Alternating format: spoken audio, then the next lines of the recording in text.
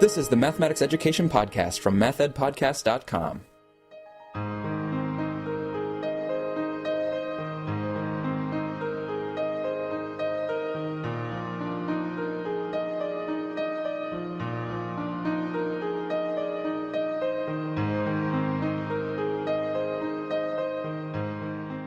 Welcome to the Math Ed Podcast. My name is Sam Otten from the University of Missouri, and my guest is Dr. Kara Jackson, who's an assistant professor in the College of Education at the University of Washington. Kara, thanks for being here. Thank you. We're going to be talking about Kara's article that was recently published in the Journal for Research in Mathematics Education in Volume 44, Issue 4. And the article is Exploring Relationships Between Setting Up Complex Tasks and Opportunities to Learn in Concluding Whole Class Discussions in Middle Grades Mathematics Instruction. Before we get to that article, though, Kara, I wanted to ask you about your graduate school experience and your dissertation. Sure. So I was a graduate student at the University of Pennsylvania Graduate School of Education, and I was in a program called Education, Culture, and Society, which is essentially foundations of education, and I focused primarily in anthropology of education, but I'd been a math major as an undergrad and had been teaching high school mathematics, and so I kept finding myself in math education context. So my dissertation was sort of at an intersection of anthropology of education and math education. So my principal advisor was Janine Remillard in math education, and then I also worked closely with Stanton Wortham, who's a linguistic anthropologist of education. So the focus of my dissertation, it ended up being an ethnographic study of students or youth who at the time were 9 and then turned 10 years old in the midst of the study, and their families engaging in mathematical activity in and across settings, particularly the home, their schools, and their neighborhood. And one thing that happened was, in the midst of the study, they switched from a neighborhood public school to a charter school. So I ended up focusing a lot on the relationship between, or the transitions that they were making between that neighborhood public school, the charter school, what was expected mathematically, and in particular how the youth were being positioned. And so probably some of the takeaways, I guess, would be I was focusing a lot on what appeared to be a pretty tight coupling between how mathematics was being constructed in the new charter school classroom and how the youth were being positioned, the assumptions that were made about who these youth were that were coming to these classrooms. And that's interesting, too, for you to have that mixed background. Usually when I think of somebody coming from the kind of ethnography side of things, I don't also think of them as having like a math major or math background before that. So you really kind of bring multiple perspectives to your work. Yeah, I've tried. I enjoy doing that, so I'm hoping to continue to kind of live in that space as I move forward. Right. So the article in JRME, you're looking in middle grades mathematics classrooms, and particularly you're looking at complex tasks and exploring relationships between different phases of the task enactment. So you have the setting up of the task, but later you have the concluding discussion that are, commonly held. So I was wondering if you could let us know kind of what it was that led you to be interested in that area of research. Yeah, for sure.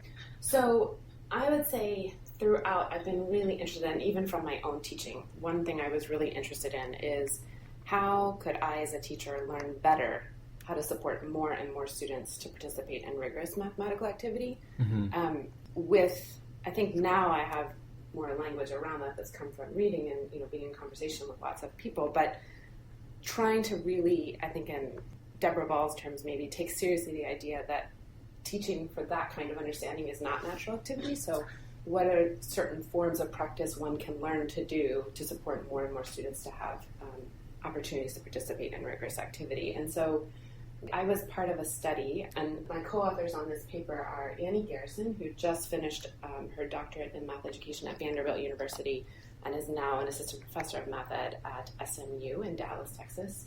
Joni Wilson, who's finishing her doctoral studies in math education at Vanderbilt right now. Lindsay Gibbons, who also was a doctoral student there at Vanderbilt and is now a postdoc here at the University of Washington. And Emily Shahan, who was a professor of the practice in math at Vanderbilt and is also now here at the University of Washington. But I guess the background of this study was myself, Annie, Joni, and Lindsay were all taking part in a study at Vanderbilt that has continued till today. But at that time, it was phase 1 of the study. And it was a study that was trying to understand how do you support instructional improvement at the scale of large urban districts in middle grades mathematics. And we were working with 4 districts, and 3 of the 4 had adopted the Connected Mathematics Project 2 curriculum, which sets up lessons in terms of a launch, explore, and summarize, and the lessons are organized around solving complex tasks. And we were particularly interested in what were teachers doing in classrooms where it appeared that more students than you would typically see were actually participating in that rigorous activity. And so we started by just looking at sets of videos from year 1 that were collected in the study to see, what do we notice? When we see a lot of students really actively making sense of mathematics, having rich discussions, what's going on in those classrooms that might not be happening in other ones? And I think it actually was Annie Garrison who said, look, check out this one, look at what just happened at the beginning of this lesson. And as we started looking more, we also started to develop this sense that we could almost predict what would happen just based on what was happening in the first 5 to 7 minutes of the classroom. Now, that's purely anecdotal, but in terms of, you could watch and you could think, like, what are the norms that have been set up in here? What sorts of activity are happening? And that really was where we started to zero in on, well, what's happening as this task gets set up in classrooms. So you were kind of collectively getting this feeling that it was important what was happening in the setup phase.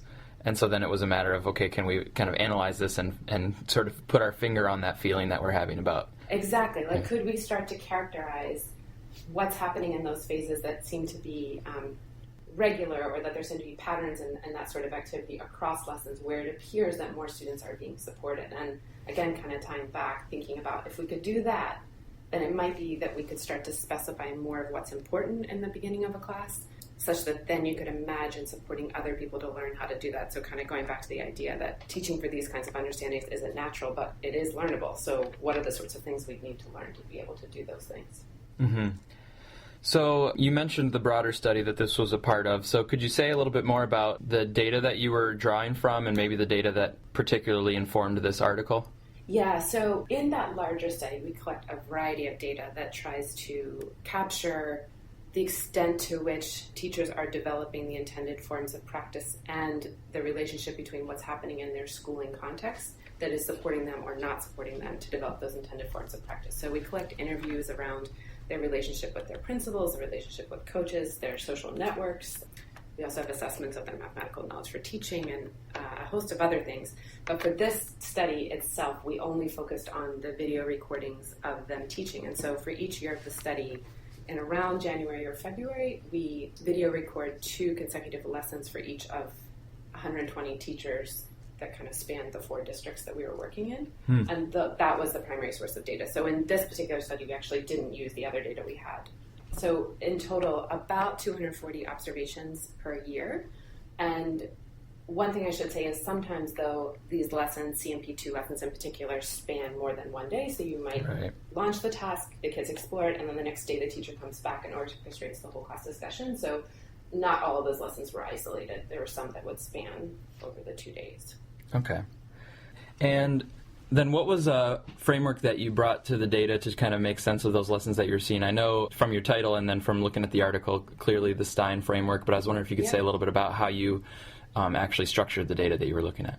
Yeah, so I should say, when this study, the larger study, which we refer to in-house as the MIST study, Middle School Mathematics in the Institutional Setting of Teaching, when that study started, the instrument called the Instructional Quality Assessment, the IQA, which was developed by Melissa Boston, who's I think she's Associate Professor of Math Education now at Duquesne University. She had led the development of that instrument, and we had chosen that instrument as the one that would give us an assessment of the quality of instruction for each year of the study. And so the IQA is closely related to, it comes out of the mathematical task framework, the work that Mary Kay Stein and others were involved in. So that was sort of our starting framework, because that we already had these lessons that had already been coded in previous summers. So for this particular study, I think we looked at years 3 and 4 of the data that had been collected. And so we already had measures of, for example, the potential of the task, meaning how cognitively demanding was the task as it was written, as it was implemented, the quality of the discussion, and then there were some finer grained measures of the quality of discussion that, again, were laid out in this IQA framework. So one of the things we felt we needed to do, as we looked carefully at the Mary Kay Stein and colleagues framework, as well as the IQA, and what we noticed was there wasn't really much that was describing what was happening in the setup. So just one tiny example is within that framework, you think about the potential of the task as it's written, and then you think about as it's implemented. And there wasn't really distinguishing, though, it gets implemented in how it gets introduced, and it gets implemented in how it's, how teachers and students are interacting around it during the explore phase, as well as what's happening in the discussion. Mm-hmm. And so we kind of noticed in there, this seemed to be a place to dig in, to think more carefully about what was happening in the setup, that we might be able to elaborate a bit on the mathematical task framework. And then in concert, we ended up developing a pair of rubrics to complement the IQA that, again, focused on what was happening in the setup. Mm-hmm. I'm speaking with Kara Jackson from the University of Washington about her recent article in Jeremy, exploring relationships between setting up complex tasks and opportunities to learn in concluding whole class discussions in middle grades mathematics instruction.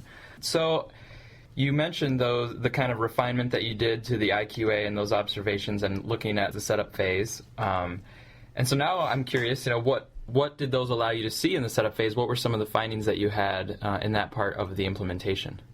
Yeah, so what we zeroed in on with the setup, and again, this was in relationship to what had been written before. So people like Joe Bowler had talked about the importance of communicating clear expectations in the setup, as had Mary Kestein and colleagues and so forth. And so we were interested in this work and what else was happening besides communicating clear expectations and expectations that everyone will participate in solving the task. And so we ended up zooming in on what we called 4 key aspects. And the first was that if it had what we called a problem-solving scenario, meaning the mathematics was in the context of some sort of scenario, whether it be real-world based or more fictitious, that there was opportunities for the key, what we called contextual features of that scenario, to be actually explicitly discussed in the setup. So, and this, I think, fits with a lot of other research that has suggested that oftentimes, if you are working within one of these, what we call problem-solving scenario, that for some students, what's being discussed contextually might be familiar, and for others it might not. So that seemed to fit with prior research. But then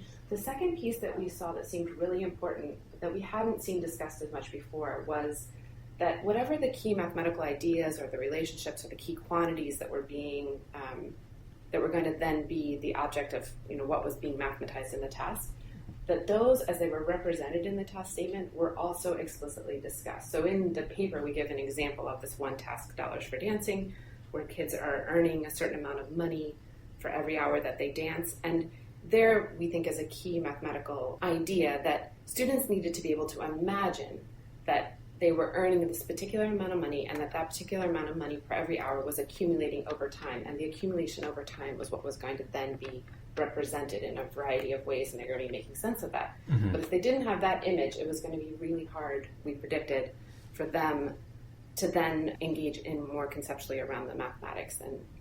But a third key aspect that we identified was, it wasn't just that there was discussion about the key contextual features or discussion of these key mathematical ideas or quantities. It was that it was a particular kind of discussion of those two things. So what we noticed was it seemed really important that there was some sort of common language that was being developed across students to describe both those key contextual features if they applied, as well as the mathematical ideas and relationships or any other vocabulary that could be confusing but was really central to making sense of the mathematics. And so again, in the article, we kind of detail how you might develop that common language. And so we saw teachers where it seemed to be particularly skillful at it, they were using things like the talk moves that Chapin and O'Connor and others have written about, where you're getting students to revoice one another's contributions, to agree or disagree, to indicate whether or not they're understanding and developing a similar sense of the ideas. And then the fourth piece was, and this is very, very tricky, is that the cognitive demand of the task as it was written was maintained. So you could imagine doing all of this work and also suggesting to students how to solve the problem. Right. And so we would see that as well. So we wanted to have we thought it was important in this framework to keep a check on that as well, and we kind of approached this pretty crudely, that there wasn't a solution that was being suggested as to how to solve the problem. Okay. So yeah, left it kind of open to the students to actually themselves have to work out how they're going to approach it, how they're going to try to get towards a solution. Yeah. And that was, I think, as we've seen in the videos, that's an incredibly difficult tension to manage. Right, because some of the first points that you were mentioning about trying to identify and kind of reveal the important mathematical ideas, one way you might reveal those is to sort of tell the first few steps that you might do. Exactly. but to reveal the important idea without actually giving away the steps that need to be taken to solve. Right. And I think we discussed this some in the article, but what we were noticing was it seemed that if that common language was developed without having suggested a solution to the particular problem, what it then was allowing students to do was to have kind of more equal footing within the explore phase to discuss and think about ideas.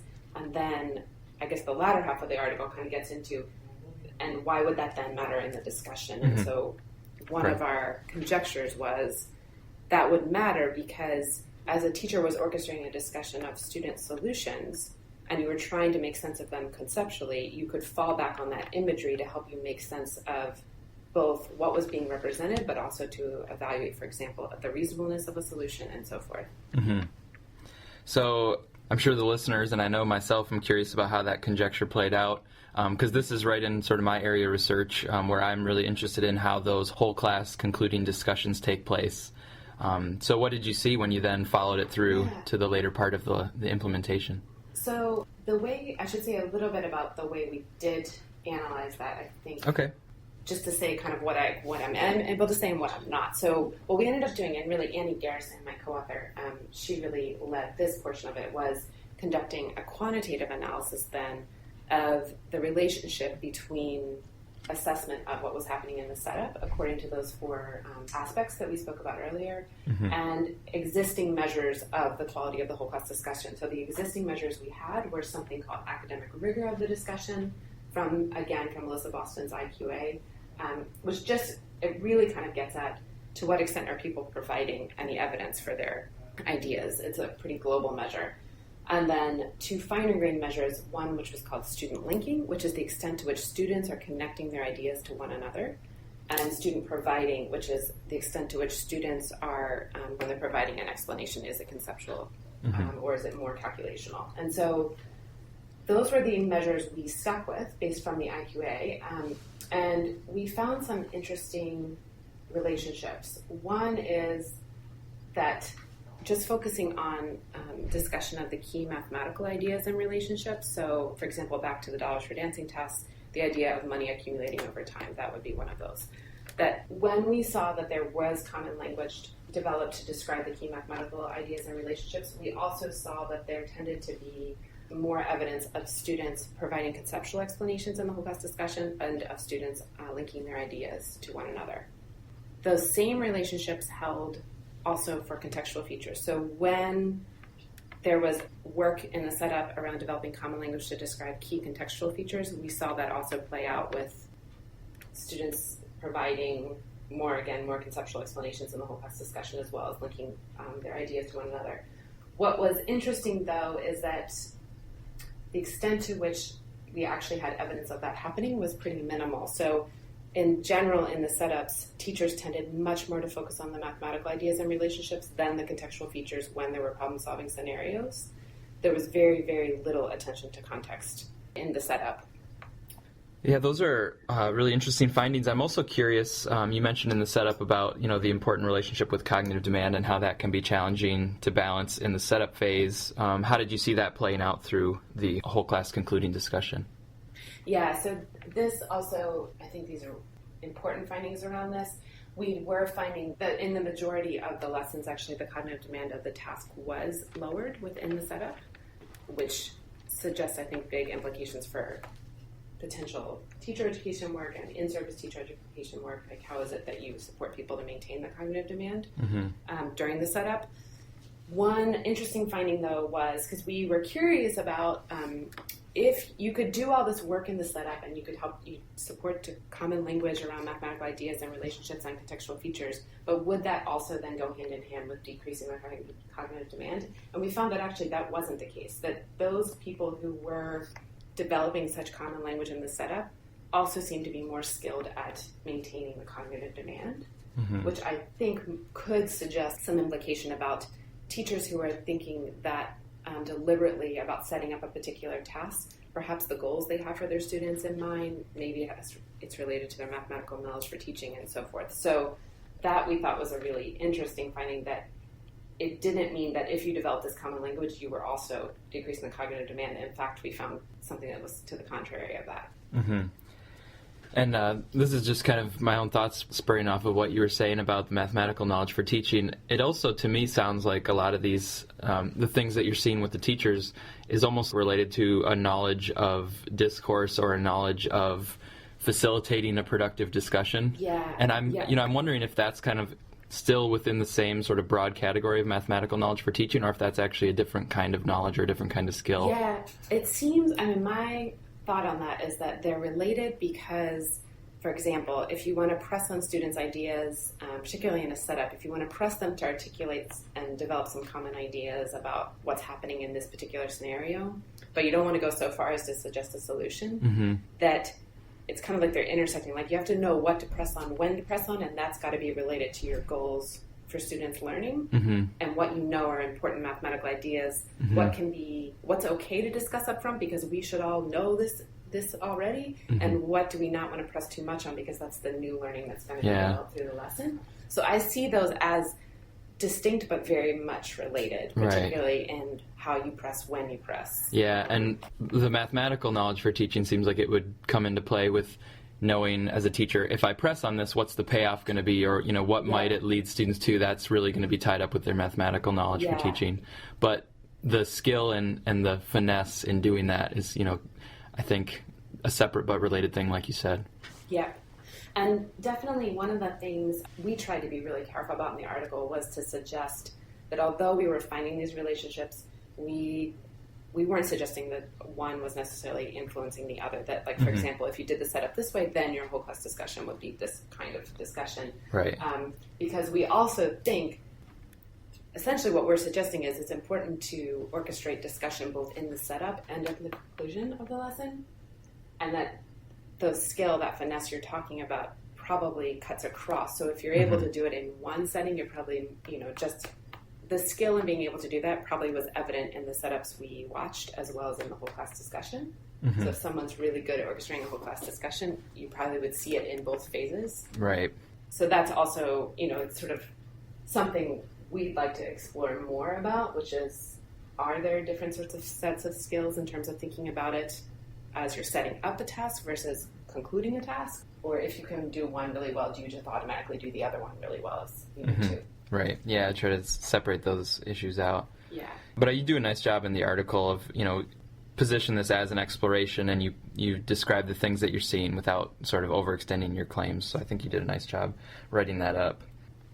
I'm speaking with Kara Jackson about her recent article in JRME. I wondered, Kara, if you could sort of synthesize for us a sort of key takeaway point or a sort of bigger idea that you want to leave people from this article. One bigger idea I think we were hoping to leave is that if more students are to be able to participate in solving complex tasks, that there probably is attention that needs to take place in terms of a teacher thinking and planning carefully for how it is you're setting up that particular task. I don't think we didn't want to leave it as like this is a prescription of how to do it every time, that of course these things change on what you know about your students of the particular task, the time of year, and so forth, but that it is a phase that really deserves some intentional thought, knowing that when we don't intentionally plan for that setup, that often a lot of things kind of unfold over the course of the lesson that probably could have been prevented had we thought a little bit more carefully about the setup. So that's one, I think, on a practice level. And then on a research level, it struck us that math education research, it feels to me, has made a ton of progress, particularly in the elementary and middle grades levels, in starting to specify what people have referred to as core practices or high leverage practices, or those things that when they're done well, students seem to learn mathematics worth understanding. And one of the questions I have is, how much more do we need to continue to specify? Because it just, on the one hand, I think you could argue we know a lot, now we need to figure out how to support other people to do it. And on the other hand, in looking at this, it felt as if we looked in these classrooms, there were other things too that we were seeing that we didn't document in this particular paper that might be worth unpacking if we think about them in a framework of how would you support other people to come to learn to do these things so that more people can participate in more rigorous mathematical activity. Always more work to be done, isn't there? Yeah. Exactly. Kara, thanks so much for talking about your work. Before I let you go, I have a final question that's, can care of my colleague Aaron Brackenecke from Michigan State University, but it's a question I ask all the guests.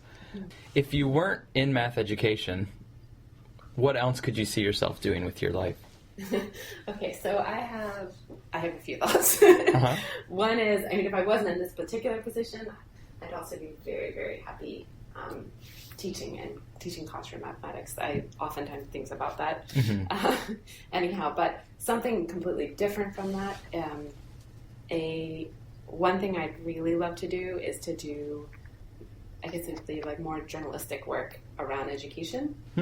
So I for something like NPR, I really have in my heart, I've always been really interested in how is it that you portray education and all the complexities of education to a public such that you can kind of maintain the complexity but also help people start to think a little bit more deeply about what's happening in both schooling and in out-of-school contexts that support or don't support students to really develop, significant understandings, not only of mathematics, but of all sorts of things in the world. So that is one thought that maybe I'll pursue it someday. Yeah, I would imagine from doing your dissertation in that charter school setting that there were probably several pieces you could imagine producing from that.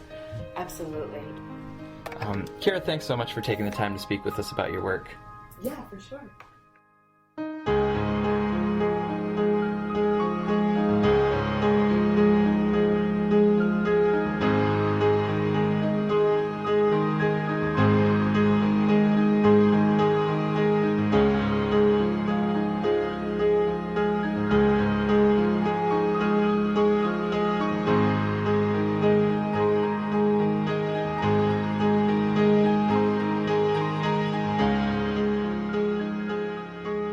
Thank you for listening to this episode of the MathEd Podcast. If you'd like to support the podcast financially, please use the PayPal donation button at mathedpodcast.com.